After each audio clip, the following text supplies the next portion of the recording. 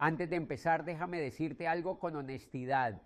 Si este contenido te aporta, si te hace pensar, si en algún punto te incomoda o te ordena ideas, te agradecería de corazón que te suscribas, no como un gesto automático, sino como una forma de apoyar este espacio para poder seguir creando contenido con intención, con profundidad y con amor. Aquí no venimos a correr detrás del algoritmo, venimos a construir conversaciones que valgan la pena.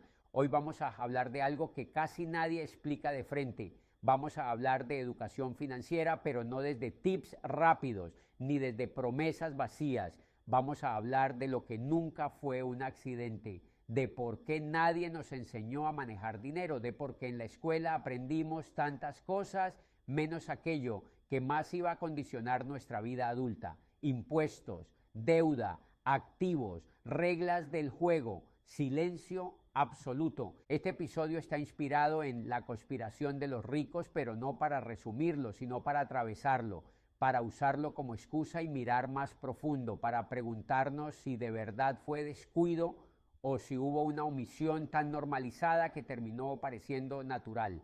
Si alguna vez sentiste que trabajas duro, pero no avanzas, si alguna vez pensaste, soy malo con el dinero, sin saber exactamente por qué, si alguna vez intuías que nadie te explicó las reglas completas, quédate, te lo digo en serio, quédate hasta el final, porque esto no va de aprender un truco más, sino de entender algo que, una vez que lo ves, ya no se puede desver, y a veces una sola claridad bien puesta vale más que 1000 consejos sueltos. Aquí no se trata de ignorancia casual, y es importante decirlo desde el inicio, sin rodeos, sin suavizarlo para que suene aceptable. No es que nadie supiera, no es que se les olvidara, no es que el sistema educativo no tuviera tiempo. Se trata de una omisión estratégica, de un silencio cuidadosamente normalizado, de una ausencia tan constante que terminó pareciendo natural, porque cuando algo falta desde siempre deja de percibirse como una falta.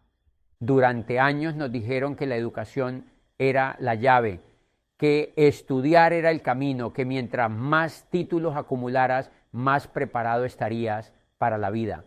Y sin embargo, hay un área central, transversal, inevitable en la vida adulta de la que casi nadie habló jamás en el aula: el dinero, no como deseo, no como ambición, no como lujo, sino como herramienta básica de supervivencia, de decisión y de poder. Nadie nos enseñó a manejarlo, a entenderlo, a cuestionarlo. Y eso no es un detalle menor, es el núcleo del problema.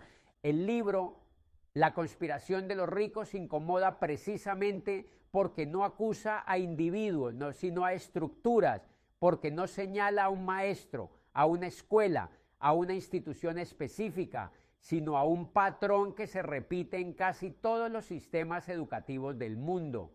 Un patrón que dice: puedes aprender historia, pero no impuestos. Puedes aprender literatura, pero no deuda. Puedes aprender fórmulas complejas, pero no cómo funciona un estado financiero personal. Puedes graduarte con honores y aún así ser completamente analfabeto en el lenguaje que más va a influir en tu vida adulta. Y lo más inquietante no es que no se enseñe, es que se evita. El dinero se vuelve un tema incómodo, casi tabú. Se trata como algo sucio, peligroso, secundario, como si hablar de él corrompiera la pureza del conocimiento, como si entender cómo funcionan los impuestos, los activos o el crédito fuera menos noble que memorizar fechas o conceptos que jamás volverás a usar. Esa jerarquía no es inocente, esa selección de contenidos no es neutral, porque el dinero no es solo un medio de intercambio, es una estructura de incentivos, es una red de reglas invisibles que determina quién tiene margen de maniobra y quién no. Quien entiende esas reglas puede jugar, quien no solo obedece. Y la escuela, lejos de nivelar ese terreno, muchas veces lo profundiza, enseña a cumplir, no a cuestionar, a seguir instrucciones, no a diseñar sistemas, a buscar aprobación, no a entender consecuencias.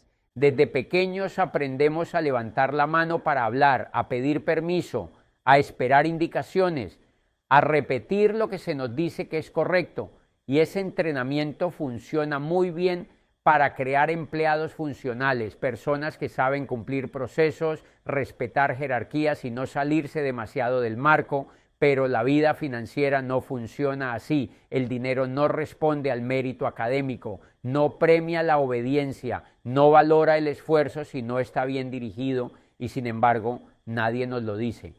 ¿Por qué la escuela evita hablar de impuestos? Porque los impuestos no son solo números, son política, son poder, son diseño social. Hablar de impuestos implica hablar de quién paga más, quién paga menos, por qué ciertos comportamientos son premiados y otros castigados. Implica mostrar que el sistema no trata a todos por igual y esa conversación incomoda porque rompe la idea de neutralidad, porque obliga a pensar, porque despierta preguntas que no tienen respuestas simples. ¿Por qué nos enseña la diferencia entre activos y pasivos?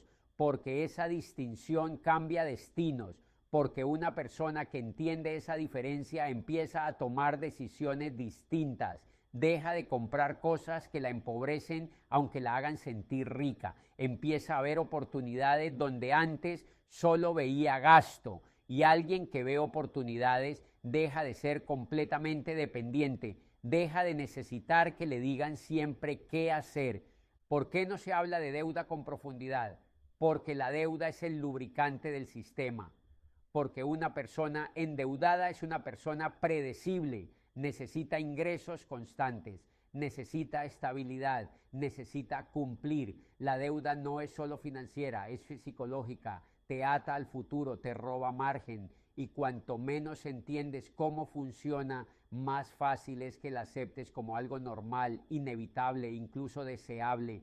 Nos enseñaron a temer al error académico, pero no al error financiero. Nos enseñaron que sacar malas notas era fracasar, pero endeudarnos durante décadas era responsabilidad. Nos enseñaron a competir por calificaciones, pero no a entender contratos, a buscar diplomas, pero no a leer letras pequeñas, a confiar en instituciones, pero no a entender sus incentivos. Y aquí aparece una pregunta incómoda. Si el dinero es tan central en la vida adulta, ¿por qué se le deja fuera de la educación formal? ¿Por qué se delega su aprendizaje al azar, a la experiencia dura, al error costoso? ¿Por qué pareciera que solo algunos, generalmente los que ya vienen de familias con cierto conocimiento financiero, aprenden ese lenguaje desde casa, mientras el resto lo descubre tarde, mal y a golpes? La respuesta no es maldad individual, es diseño sistémico. Un sistema no necesita ser explícitamente perverso para ser profundamente desigual.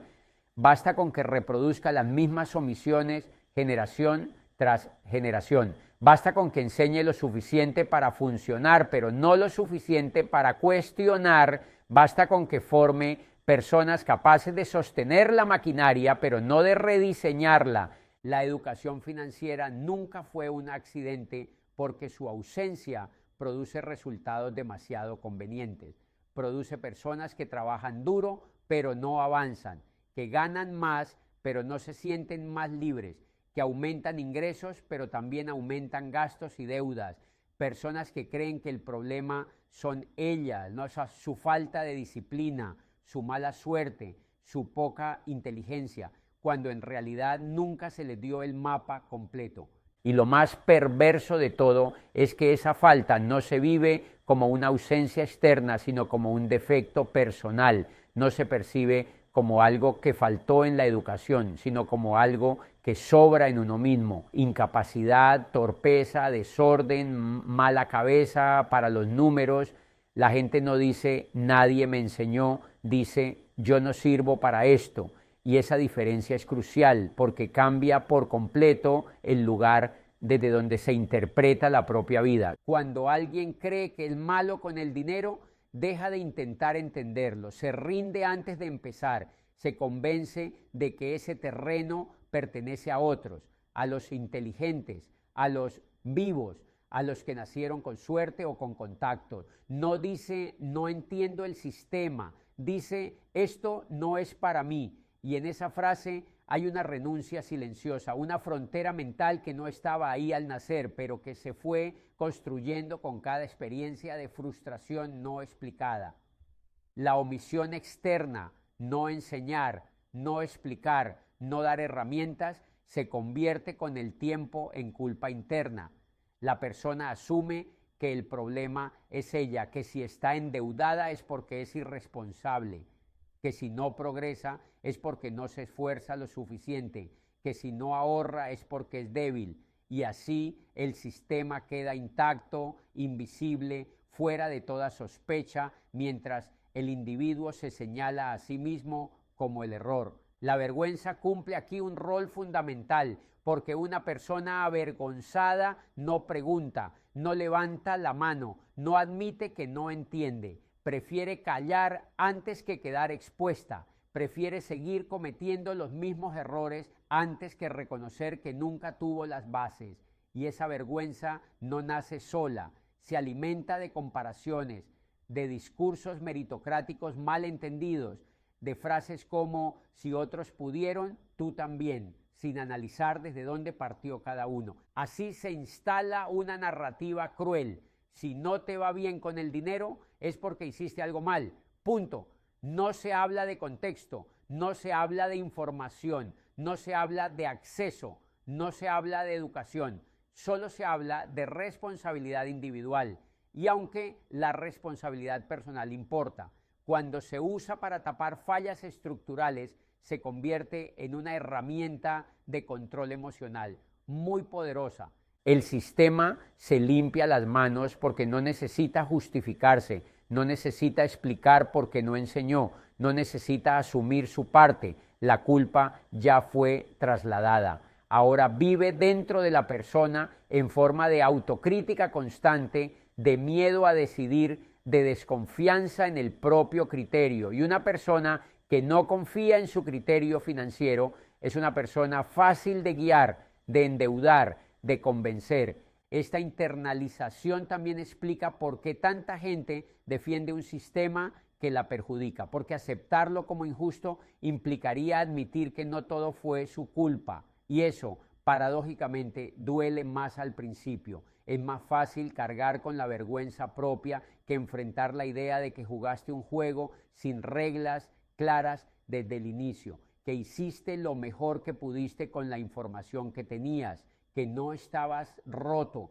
estabas desinformado, pero mientras esa vergüenza siga operando, la persona seguirá intentando arreglarse a sí misma sin entender el entorno, seguirá buscando soluciones rápidas, gurús, fórmulas mágicas, culpándose cuando no funcionan, seguirá sintiendo que siempre llega tarde, que siempre va detrás, que siempre hay algo que no entiende y que no se atreve a preguntar. Romper con esto no es aprender una técnica financiera más, es cambiar el relato interno, es pasar de soy malo con el dinero a nunca me enseñaron cómo funciona.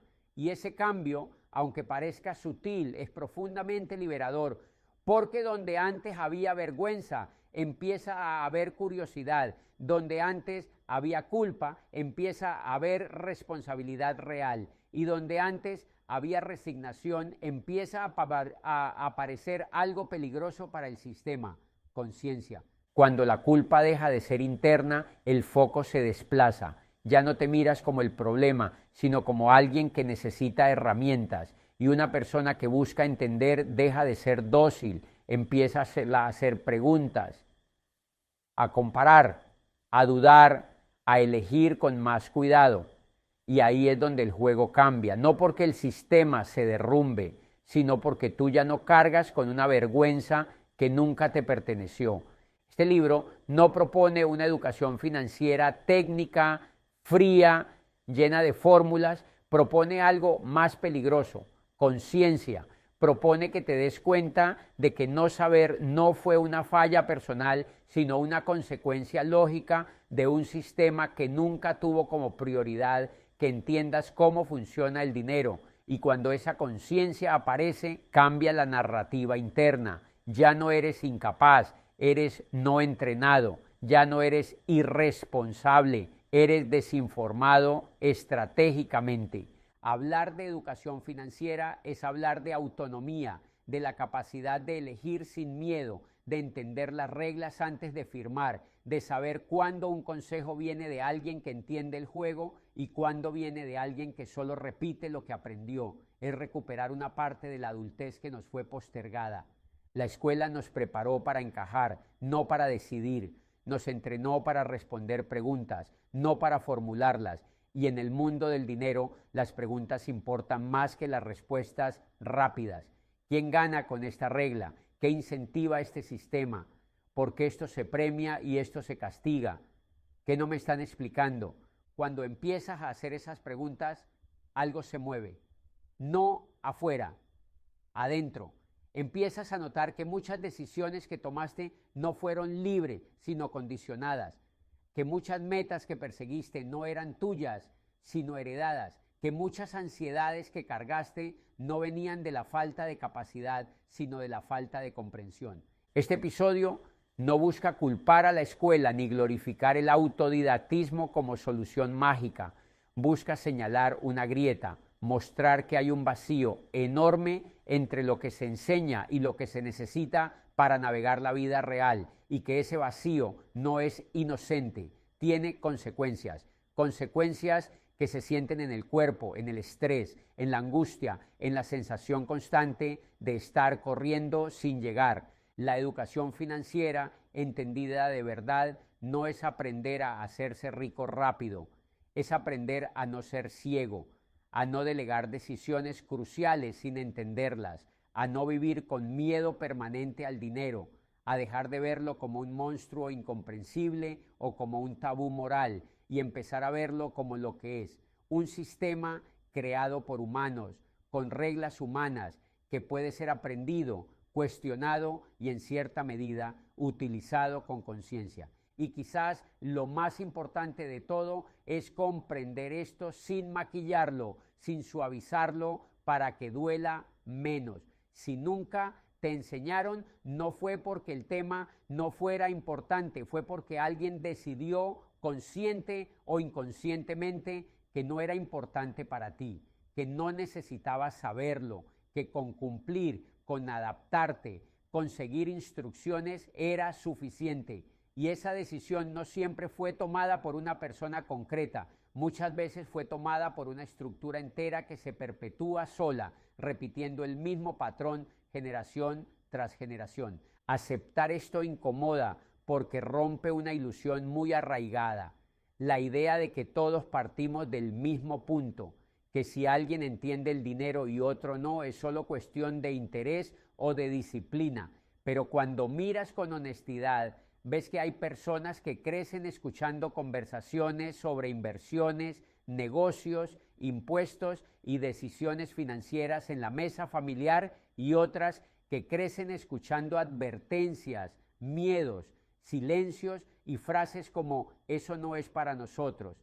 Esa diferencia no es menor, es estructural y marca el terreno antes de que siquiera empieces a jugar. Entender que no te enseñaron no te convierte en víctima pasiva, al contrario, te devuelve agencia, porque mientras crees que el problema eres tú, todo intento de cambio nace desde la culpa y la urgencia. Pero cuando entiendes que hubo una desventaja inicial, el cambio nace desde la lucidez. Ya no corres para alcanzar a otros, caminas para entender el mapa. Ya no te comparas con quienes tuvieron acceso temprano, te concentras en aprender lo que antes fue omitido. Esta comprensión es incómoda porque obliga a mirar atrás y revisar muchas decisiones con otros ojos, decisiones que tomaste creyendo que no había alternativa, caminos que aceptaste pensando que eran los únicos posibles, y puede doler ver que muchas renuncias no fueron elecciones libres, sino consecuencias de no haber tenido información suficiente. Pero ese dolor no es estéril, es un dolor que ordena, que pone las cosas en su lugar. Vivir desde la desventaja sin saberlo es una de las formas más silenciosas de desigualdad, porque no se ve, no se nombra, no se discute, simplemente se vive, se siente como cansancio constante, como frustración difusa, como la sensación de estar siempre reaccionando en lugar de decidiendo, y mientras no lo ves, no puedes corregirlo. Sigues jugando un juego que no entiendes, culpándote por no ganar. El momento en que comprendes que la falta de educación financiera no fue un accidente es el momento en que recuperas algo esencial: perspectiva. Empiezas a distinguir entre responsabilidad y culpa, entre esfuerzo y dirección, entre mérito y contexto, y desde ahí el aprendizaje deja de ser un intento desesperado por arreglarte y se convierte en una construcción consciente de criterio. No se trata de señalar culpables ni de caer en teorías simplistas, se trata de entender cómo funcionan las omisiones, porque lo que no se enseña también educa, educa en silencio, educa marcando límites invisibles, educa diciendo sin palabras hasta dónde puedes llegar, y cuando descubres eso, puedes empezar a desobedecer ese límite interno. Ese es el verdadero punto de quiebre, no cuando ganas más dinero, no cuando entiendes una fórmula, sino cuando dejas de vivir desde una desventaja que nunca elegiste, cuando empiezas a aprender no para encajar mejor en el sistema, sino para entenderlo, para moverte dentro de él con conciencia, para decidir qué reglas aceptas y cuáles no. Esa comprensión no promete comodidad, promete claridad, y la claridad, aunque a veces duela, es el primer paso real para dejar de caminar a ciega, porque a partir de ahí ya no avanzas repitiendo un camino heredado, sino construyendo uno propio, con los ojos abiertos y la responsabilidad finalmente en el lugar correcto. Porque cuando entiendes que la ignorancia no fue casual, deja de ser una condena, se convierte en un punto de partida, y desde ahí, por primera vez, ya no aprendes para obedecer mejor, sino para decidir con los ojos abiertos.